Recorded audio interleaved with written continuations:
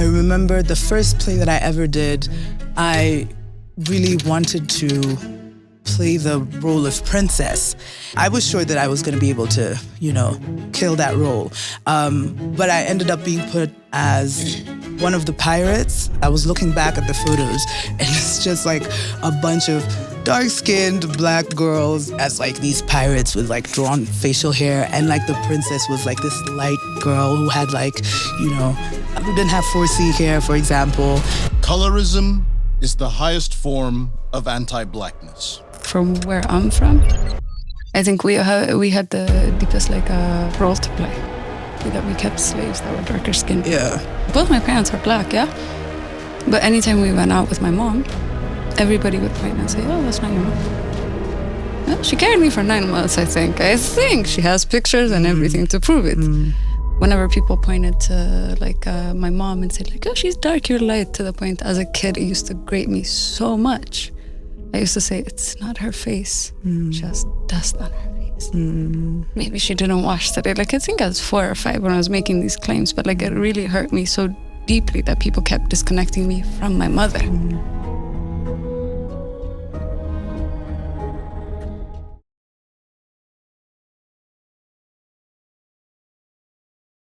Hi, my name is Joy, and I'm a rapper, filmmaker, photographer, and I do voice dubbing as well. So, hi, Joy. It's very nice to meet you. My name is Aida. I am one of the managing directors for Canopia Communications, which is a startup marketing company.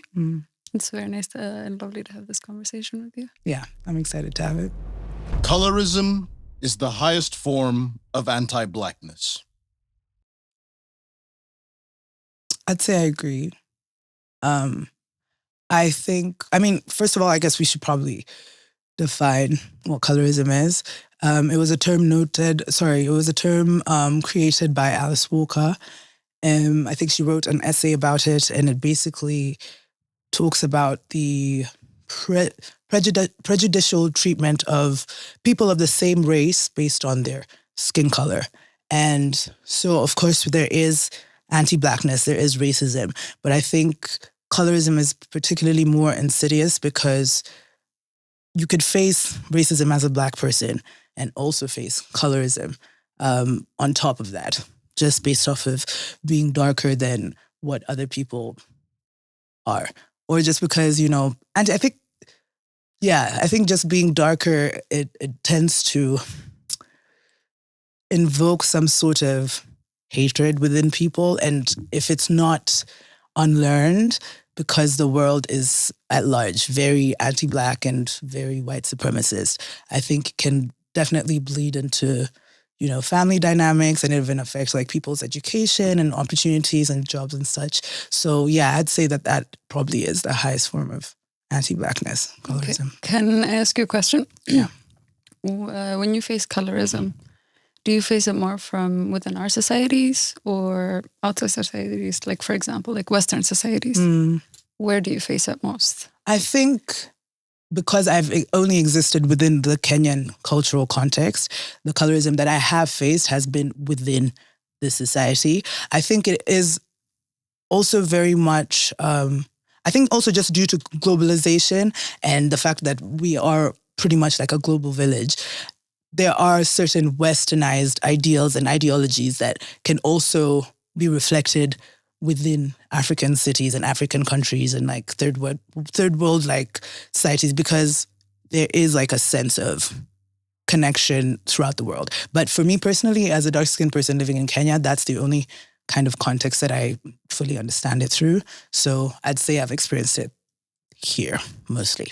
Understand, okay. Yeah. So your understanding of colorism, can I ask you where do you think it comes from? Especially within our societies. Do you have an idea? I think my understanding of it has come from, one, reading on it, and also just, I think, experience. For me personally, I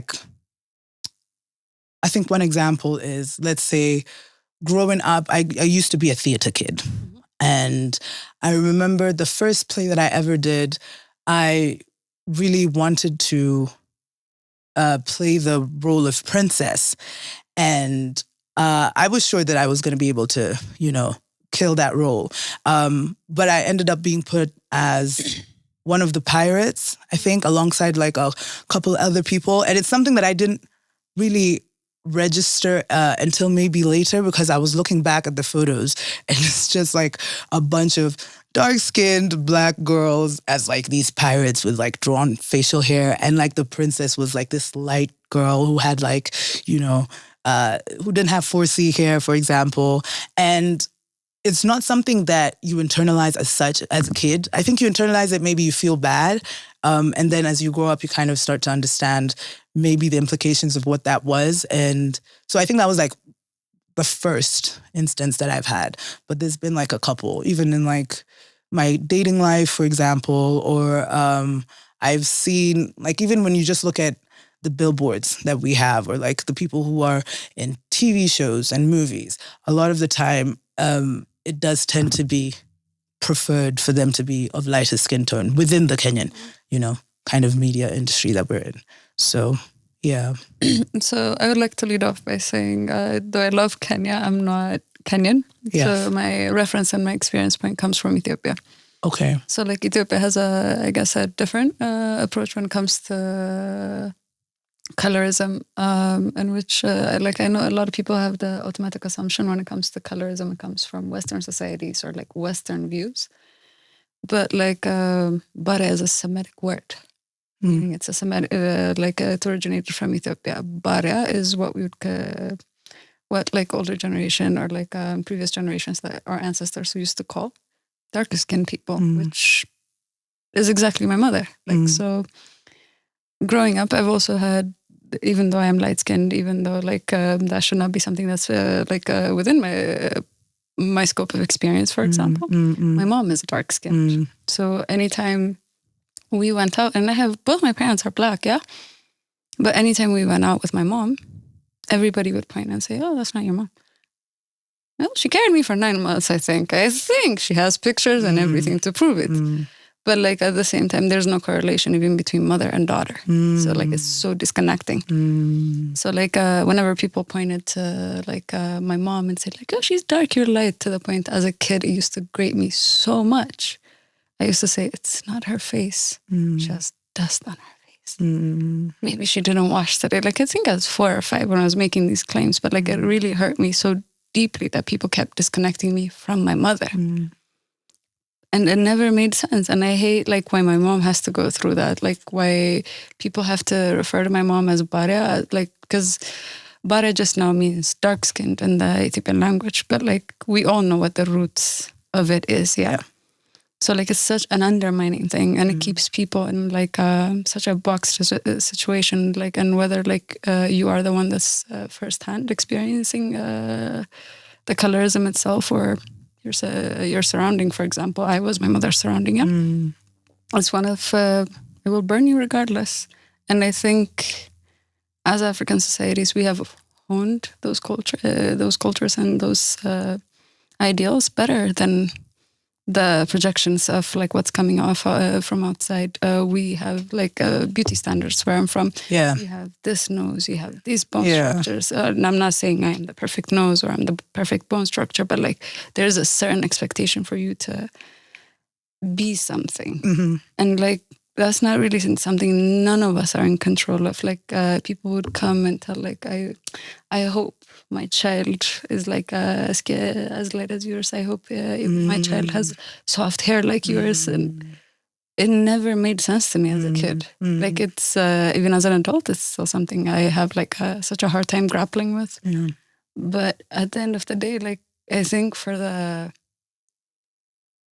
story of like colorism, especially like from where I'm from, I think we had the deepest like role to play. Yeah, because we kept from our history, you can see that we kept slaves that were darker skinned. Yeah.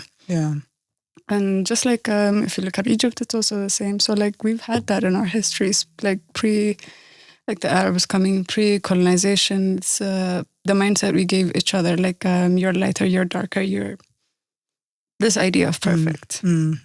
But like at the end of the day, like I don't know if you know, Ethiopia has 135 million people.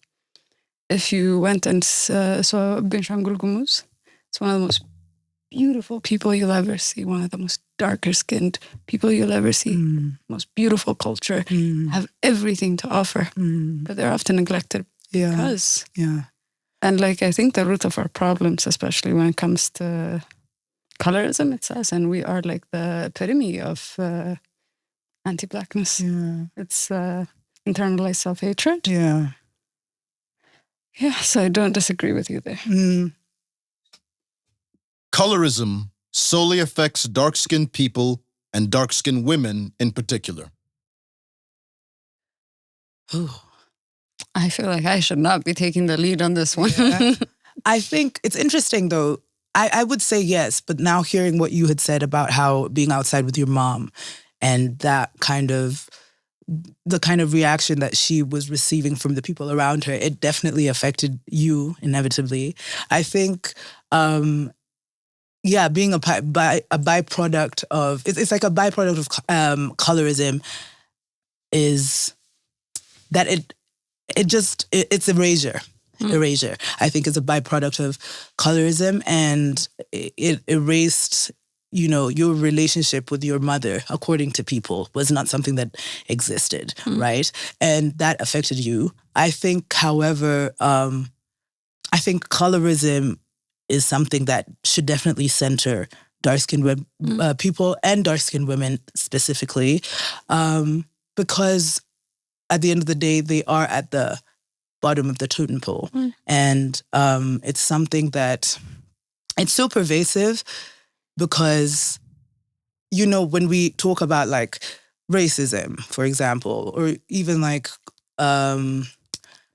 these kind of like systems that exist, there's always like an understanding, like, yes, white supremacy is a thing and racism is very much a thing. And then when it comes to colorism, I think because it's so intimate and it's not another group that's othering us, it's our own group that's othering us. It's a difficult conversation to have because then it takes you having to really unlearn and unpack whatever it is that has been instilled in you that, makes you want to, like when people say, this is my preference, for example, because I'm dark-skinned, so I've had people come up to me and they have literally a dark-skinned man will talk about, I can't be with no dark skin, and they'll say bitch, for example, because it's a dehumanizing thing, and a lot of the time it's to do with, of course, internalized self-hatred, but I also think it's just to do with the fact that people want to have social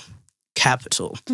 And social capital, aligning yourself with white people or lighter people, it does, unfortunately, boost your social stance. And I think that a lot of people maybe think they're protecting themselves if they do align themselves with that kind of thing. But they don't realize that they're destroying themselves, they're destroying their communities, and they're doing it to people that have already had to suffer, because Black women are literally, you wake up and you're fighting, men, you're fighting misogyny, you're fighting anti-Blackness, you're fighting colorism if you're dark skinned. So it's like, there's just a constant, it's kind of like an erosion almost. And because we have mistreated dark skinned people so much, I think it's just easier now to completely neglect and reject them as opposed to, include them in these conversations and have them lead the conversations, because that is something that they're very impacted by. So, yeah, I think that's what I have to say in regards to that. Okay, so don't see it like as a disagreement, but like I think when you face a problem, I face a problem. That's how I see it. Like whether we are related, whether we are not, whether we're from the same country, whether we are not. Yeah. When you face something, I face something. It's as simple as that. Like the fact that you succeed and the fact that you do well and the fact that I succeed and the fact that I do well should be like each other's priority. I'm a strong believer of that. But like when we invalidate, like when we make everybody assumes like the colorism for like lighter skinned people is like a gift.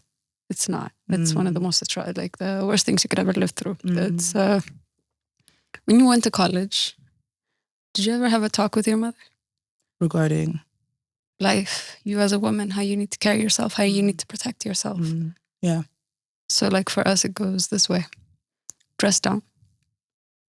Don't stand out. Yeah. Don't let anybody see you. Don't let your professors notice you.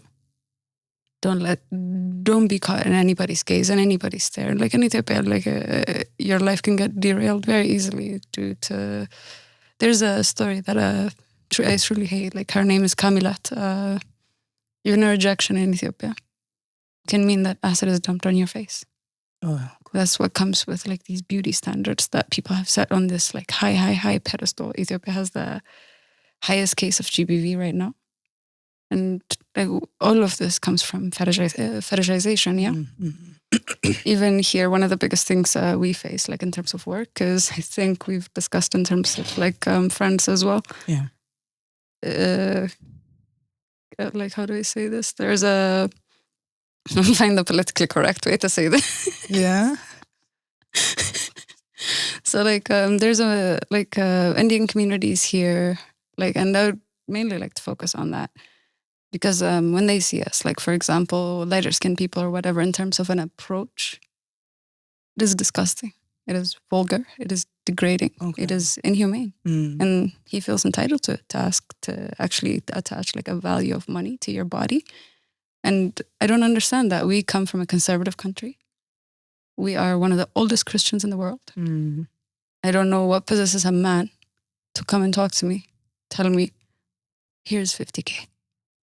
Yeah. This is what I want. There's people who have actually like directly reached out that have said, I want a black, submissive slave.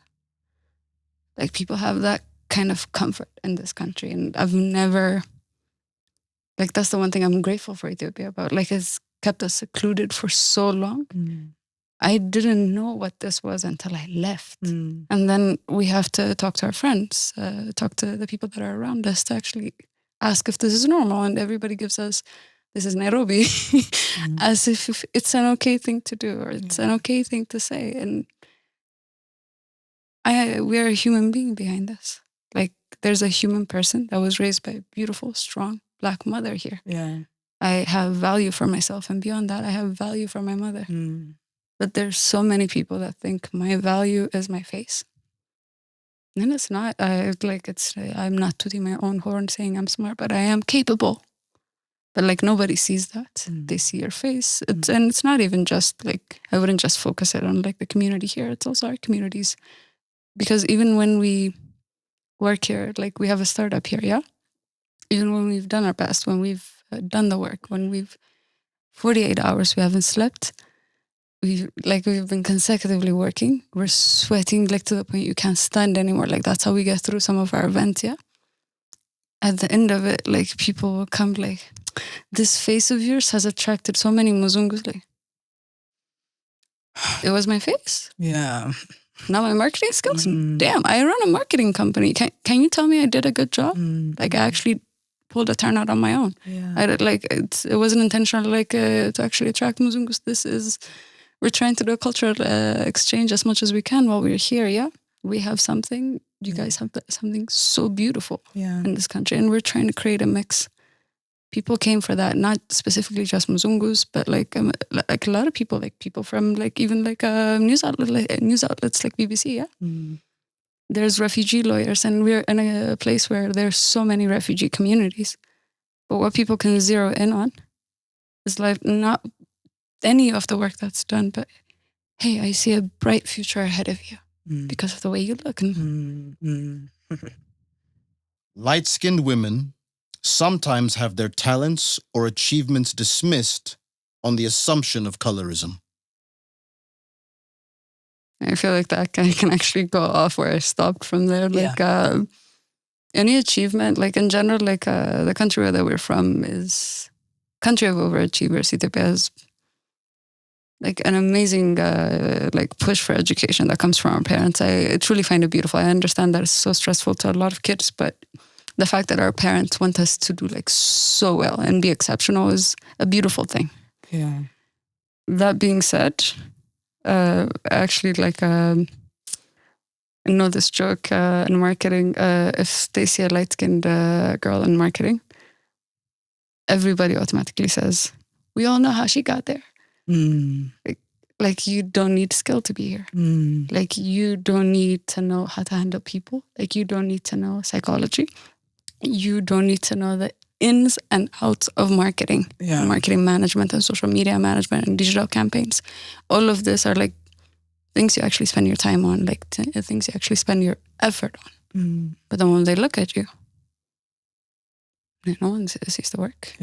Like life must have been easy for you, which I find that like narrative to be absurd, because I'm from a country that's full of light-skinned people.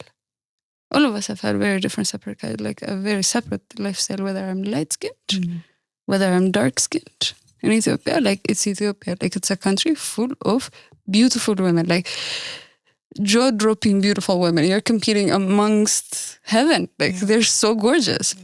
So like even like the competitive structure, what are you going to compete with? Everybody's beautiful. Like we see it that way. Like everybody is beautiful, but at the same time, like you will get into the narrative. I need to knock her down, or knock her down, and knock her down, or knock her down. That's where you come to. So like we start attacking things off like colorism. We start attacking things when colorism doesn't work. We take it to merit, saying that we don't have the merit. And that's even without like the fact checking or like a fact-based conversation. Nobody's addressing the work. Everybody's just addressing how you look like. And that's a disturbing factor of life. Like I think, like I said, you succeed, I succeed, I succeed, you succeed. Like you are a beautiful Black woman. I would be overjoyed at the chance of you being the baddest rapper out there. Like that would give me like a joyous feeling. I wouldn't, in fact, I wouldn't even stand in the way of that. I would be as much of a contribution as I can be. And that, like, that's my responsibility as your sister. Jesus said, love thy neighbor. You are exactly like right next door. You are my neighbor. I'm here to love you. I think that's the way the word's healing. I am here to accept your merit. I'm here to see you, value you. But like, that doesn't mean we should be less valued. I think it's interesting that something so like, I think there's always the short, I think we're both at the short end of the stick, I think as women in general. I think because it's interesting because you were talking about being light-skinned and being fetishized for that. And I've been, you know, I've been debased as a dark-skinned woman, but I've also similarly been fetishized at the same time. So it's like there's a system where I think maybe the whole point of these kind of structures is just to dehumanize us. And if we are dehumanized, then we can only be valued based on, like, let's say our labor or our features or our skin, for example. Because within certain contexts, like let's say, let me talk about rap, because I'm a rapper. If you are a dark-skinned rapper, maybe not within Kenya, but like on a global level, you're more likely going to have to work so much harder to get the validation, even the visibility that someone else might not have to do. You know, we have, when we talk about like the top female rappers in the game, the people who tend to be highlighted obviously are Nicki.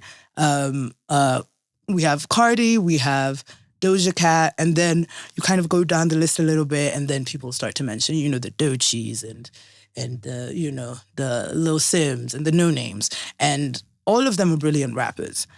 But there's just a level of disconnect when it comes to being dark-skinned, being very good at what you're doing, but you will never receive that validation solely because you do look the way you do.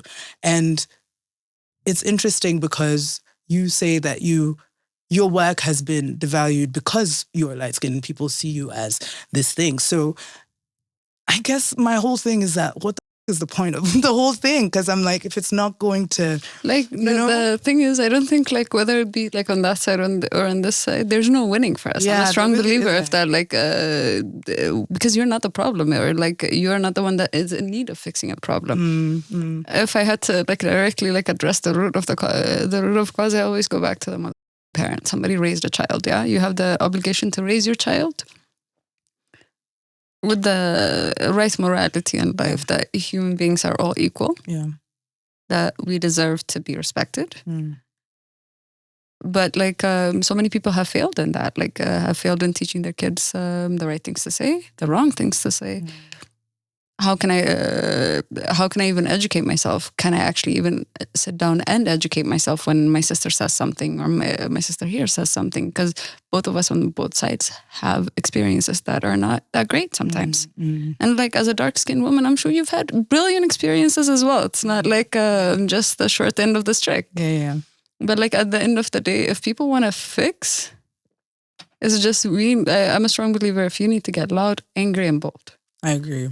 Like it's the only way somebody is gonna learn is they did something is be loud, be obnoxious. Like he doesn't mind being, or she that's the thing. doesn't mind being loud or obnoxious. So like, biggest never mind. By the way, that's like so. Why do we have to box ourselves in? Either like whether it be you as a dark skinned person or me as a light skinned person, or like whatever those labels, even those labels. Like I don't care for it. Like in general, because and I don't know, if we go to the waist, they break our spines the same way. I don't think they differentiate on how we look, because to them, you know, like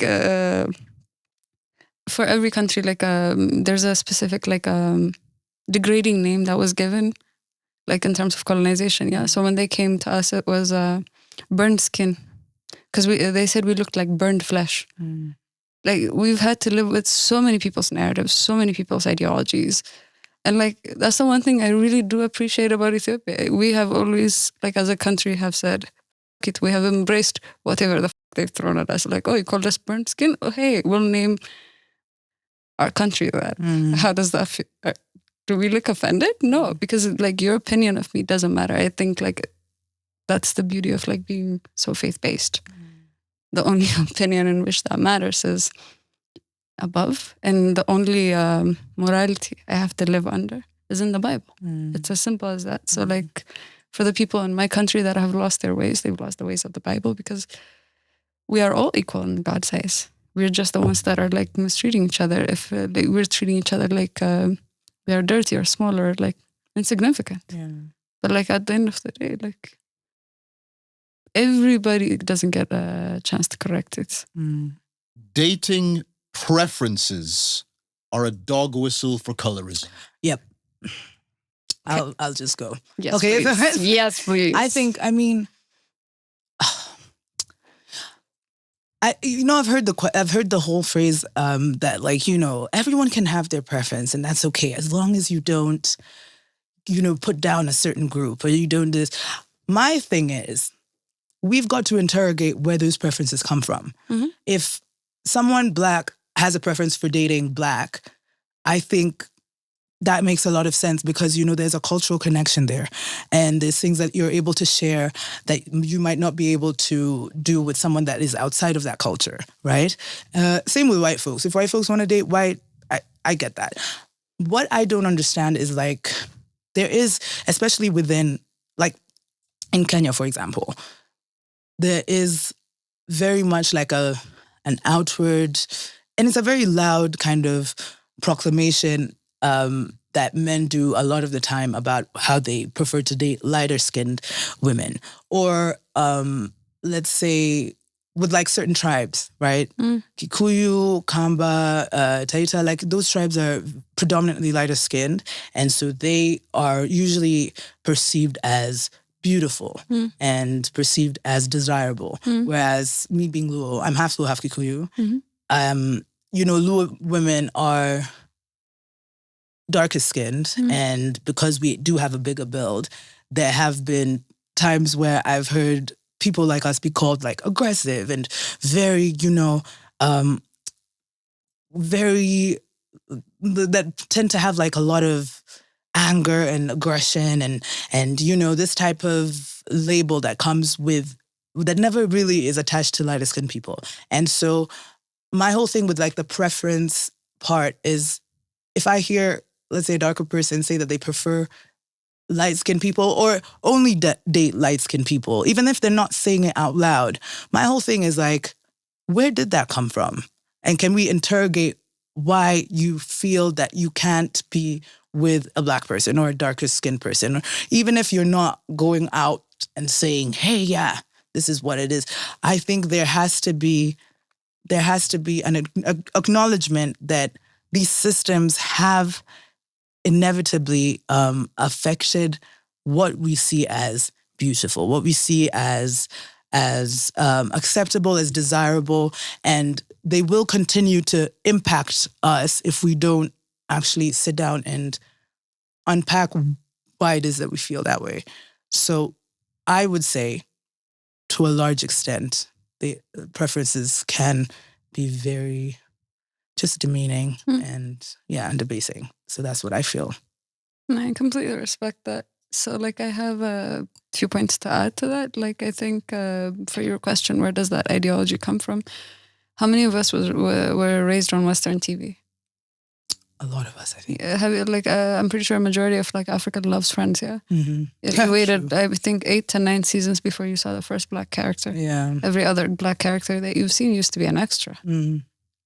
I think like when was the last time you saw somebody like with your skin tone on TV? Viola Davis? On billboards. Viola Davis. Yeah, literally. Yeah, she's carried for a lot of Black people. And like there's a famous speech that she gave about her accolades, about how she's done more things or equal like amount of things as Meryl Streep, but like does she have the same amount of like the trophies and every like everything that comes with it, like her receipts in general? She doesn't have it because the simple fact of life, she's dark skinned. Yeah. I think Western media controls a lot in terms of what's beautiful and what's not. But my question is like, we're in Africa. Why is that relevant? Exactly. Like, why is that like something in our consumption? Mm. Why is that something like we even like listened? Like, when was the last time we listened to the Western like world for like real things?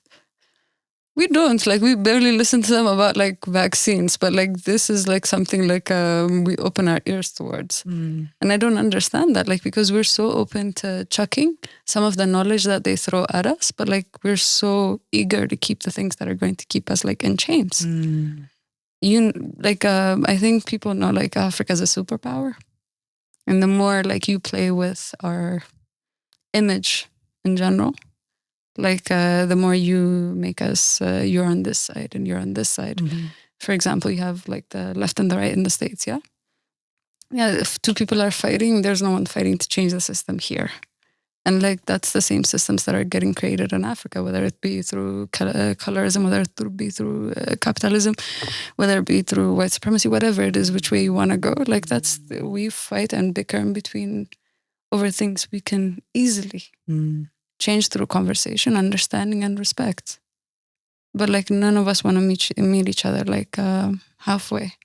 And another thing I will give you in Kenya is people have such a big thing about social capital. Yeah. And like exactly. If we're like talking about spenders, you have upper class Kenyans, middle class Kenyans, and Mzungus and expats. People think that gets them social capital to be seen with A, B, C, and D. Yeah. Like people actually search each other out for social capital. Yeah.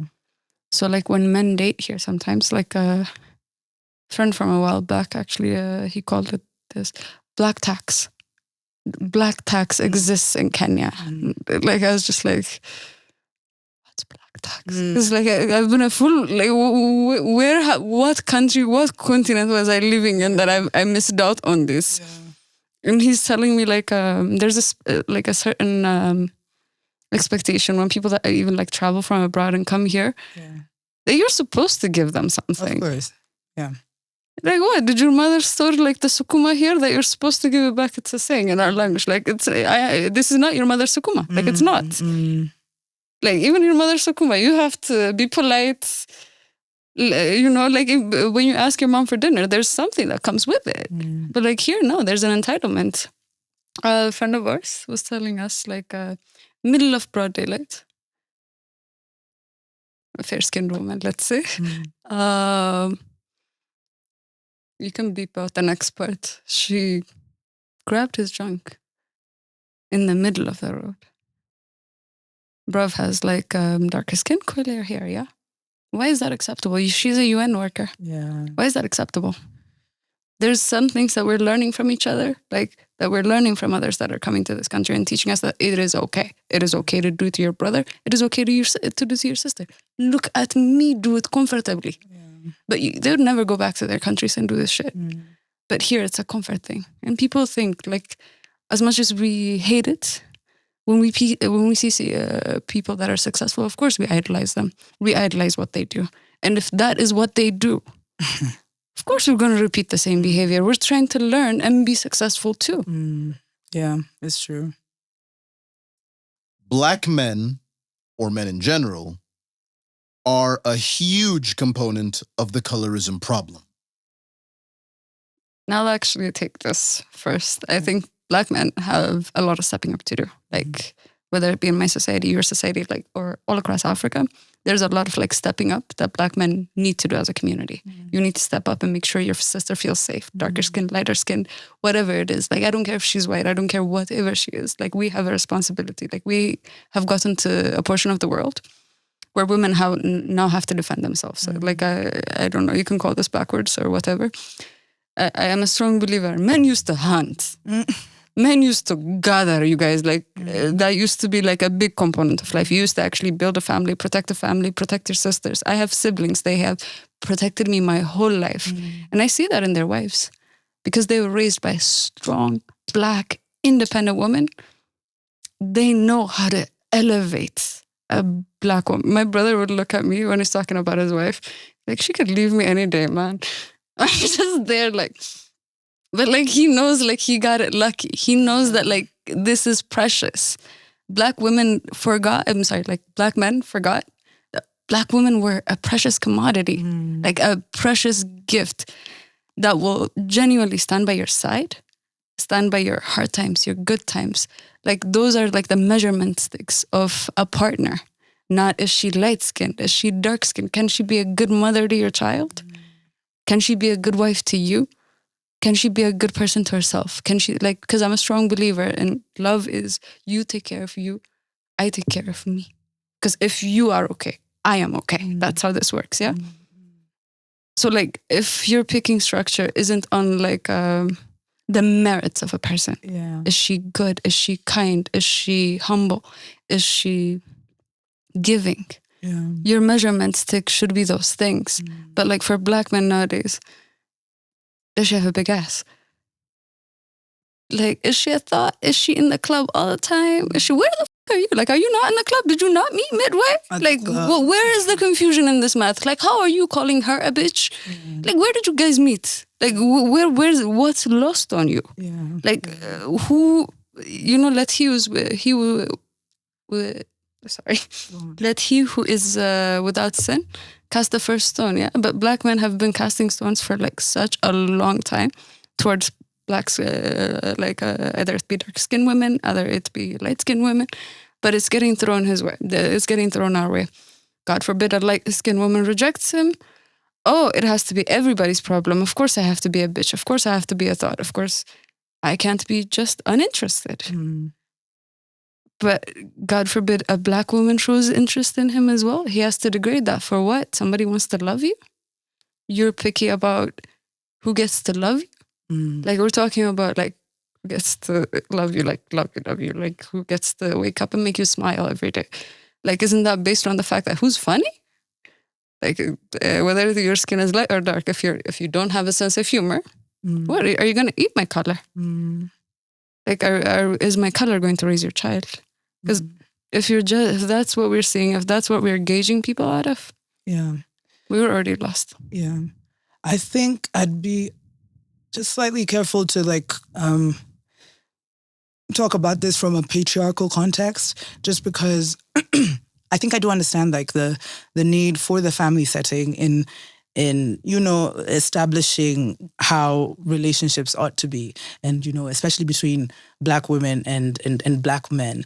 But I also do feel like it can be a bit devaluing, even just for, like, a Black man to think, like, okay, would she make a good wife, or would she make this? Because then the woman isn't perceived wholly from the perspective that she's just a person and what it is that she could offer this Black man, for example. And I think that because I think the issue with Black men today is that they crave a time that no longer exists as such. They looked at, like, let's say growing up, you grew up in a family context and your mother was in the kitchen all the time making all the food, and your father walked in whenever he wanted, and his contribution was very much monetary, but your mother carried the weight of that house. And so Black men see that and they're like, that's what I want. It's not that they want think a that's a partner. trad life. Exactly. They don't want a partner. They want someone that They want servitude. Usurp. Yeah. They want servants servitude. who exist only to boost the quality of their life. And I think that affects women in general, period. Light skin, dark skin, da-da-da. Now, could you repeat the thing again? Just the prompt. Yes, I just want to hear exactly what was said. Black men, or men in general, are a huge component of the colorism problem. Yes. Now, I think that is true, just also based off, I think I don't want to just look at it from the dating perspective and this relationship that could possibly happen. I think even within professional places, if you have a Black man who does not see dark-skinned Black women as, valuable, he's not only going to marry, let's say, a light-skinned woman, but if he has a film company, he's going to make sure that the, protagonists and the main characters that are cast in that film are going to look like his preference, And so it bleeds through interpersonal relationships, and it also affects, people's professional lives. And it also, it's so pervasive because it literally, it creates a thread that is just endless and ongoing. And I think it's something that Black men do have to, like you said, they have to step up. Like it's not something that women should have to always speak about. And the thing with men is that, because they are at the top, they do have access to power, and maybe not as much power as their white counterparts, but because they have this power, they'd much rather just hold on to that and whatever that means, and live their life and not really have to think about, the people beneath them, as long as they're getting theirs. And they'll hate white men, and they'll talk about, the racism and the white supremacy of the white man. But you want to be a white man. And you're doing nothing to actually change that narrative. You want. You know what I mean? You don't want to change anything. You want to get your piece. You want to get your piece of cake. Exactly. That's it. That's what you're worried about. And so they perpetuate colorism because to them, they're like, this system, even though they are fetishized, and Black men are fetishized, by the way, especially by white people, like you said, that white woman who grabbed the guy's junk, that is insane to me. But Black men won't address that fetishization, and the Kikuyu knocked in right now. They won't address that because they're like, me being in tandem with this white person, or in whatever, it does boost me a little bit. And I'd rather be boosted, even though it's based off of this demeaning thing, than now be left behind with the rest of the... But can I give you a counter? Yes. So again, my reference point to a lot of the things are a lot of my claims is the Bible. I don't think I can go wrong with that. That's it. So in terms of the dating aspect, when we go back to that, or when we talk about the marriage aspect of it. Yeah. Marriage is defined as you are the church. And he is supposed to be Christ. He is supposed to live a Christ-like life. Okay. I don't like that, but I understand that is... I know the concept of it sounds so harsh or whatever, but what's expected of a man, when we say Christ-like life is you're honorable, you're honest, you're kind, you don't cheat, you don't lie, you don't covet. All of the things that's expected of an honorable man. Yeah. And when we say you are the church, I'm a strong believer, naturally we are nurturers, we are lovers, we are... have you seen female teachers? They actually have... Then you definitely understand. So you've seen that nurturing nature. So that's what I mean by you are supposed to be the church. Like as a Black man, your significant other will definitely face 10 hardships in his day at the very minimum, yeah. So in terms of like, of course I have my hardships, but like I think relationships are like, let's say I have 20% in me today and you have 80. You feed me from your 80, you'll give me your 40 and I'll survive for today. Like you go on to the next day, like you're supposed to support each other through it. So like when I think like it stems from our societal values that have been so disrupted and warped that we forgot what the concept of marriage was about. To the point we think it's about looks, colors, but like the essence of marriage is supposed to be you find your significant partner, your significant half. Like I've had parents that have the kind of love that you like, I don't know, like they were ride or die, you know, like in an actual like ride or die. Like my parents are like from the Derg regime, like or known as the Red River of Blood. Like my parents literally went through hell together and they survived. They got kids. That's what a marriage is, and not because my dad was perfect or my mom was perfect, but they held each other down. And like I remember when he passed, it felt like a piece of our past with him, because that's what a partner is. That's what you're like aspiring to get in this life. That's your main focus. It doesn't matter what she looks like. It matters what this looks like. Or it doesn't matter what he looks like. If it's not there, you have no marriage, you have no home, you have no church, you have no Christ. Yeah. Oh, wow. Okay. So, yeah. The real enemies behind colorism are misogyny and racism. Yeah, I'd say so. Yeah. I wouldn't disagree with that either. Yeah. Yeah. Yeah. I mean, it's just, it literally just is a cocktail of anti-Blackness and the hatred of women. It's so funny because I'm like, we already have racism and misogyny. Like, why we had to add that to the mix, you know? I mean, like, to be fair, like, racism is a white people construct. Yes. Like, before they came, before they crossed our shores, we had our own like way of things. Like I told you, Ethiopia used to have slave trade. I don't know if you know that. Yeah, no. So like when people like anywhere now, like when people talk about slavery, it's always like I was not on the right end of that one.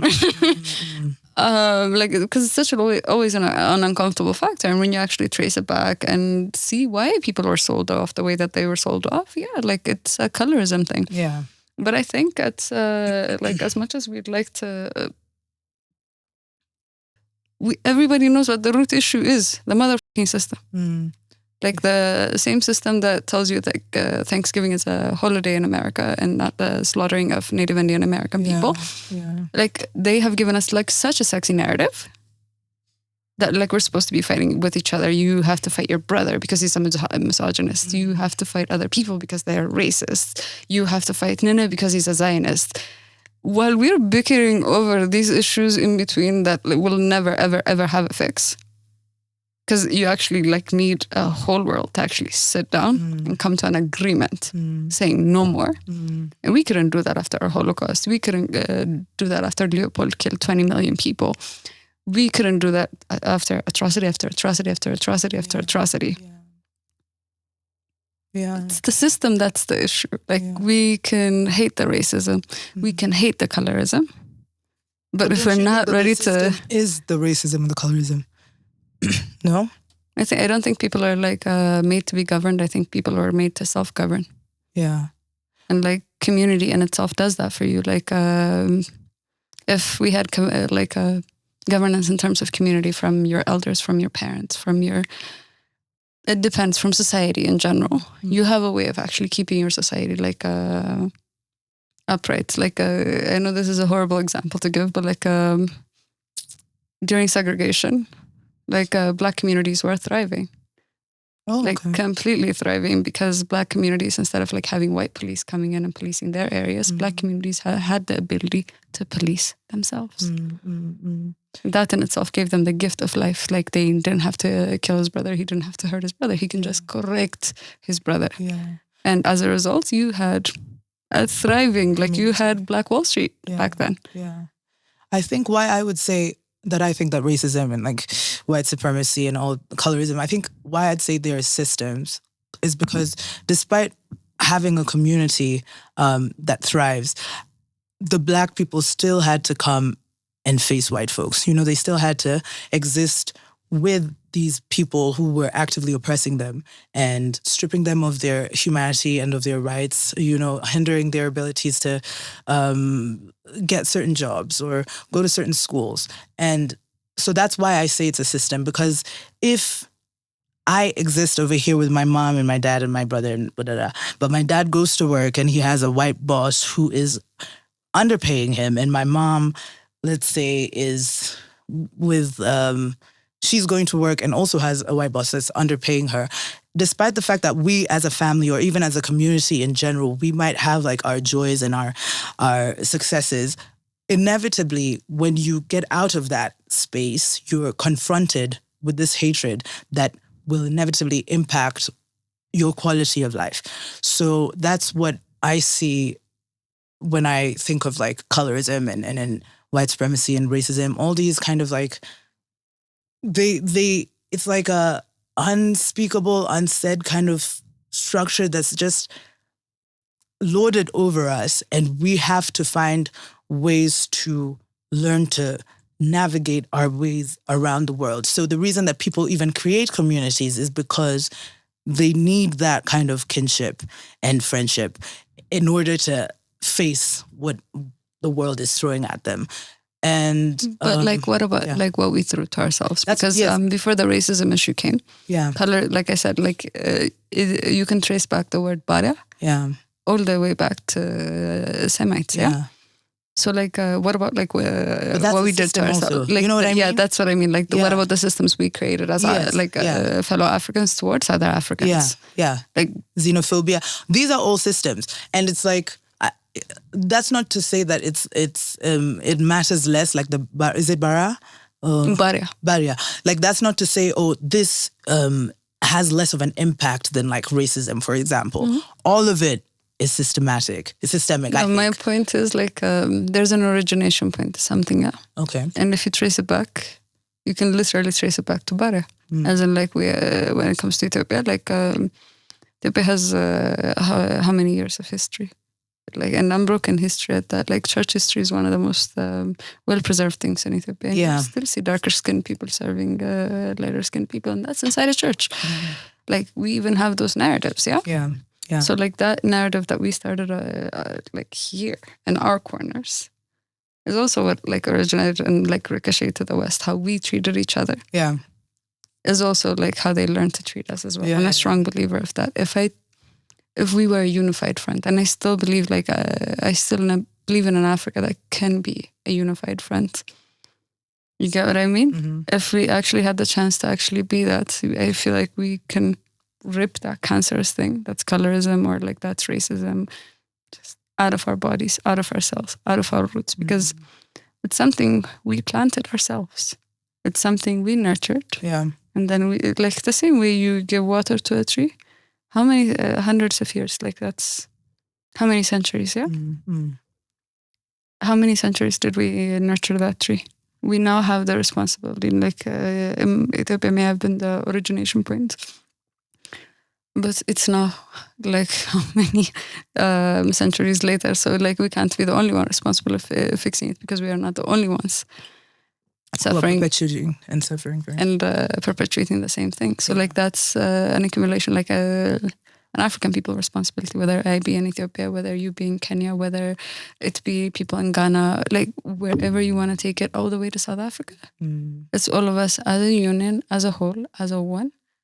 If we don't rip out the cancer together, men, women, children, adults, Gen Z, to boomers, whatever you want to call, we fix it together. Yeah.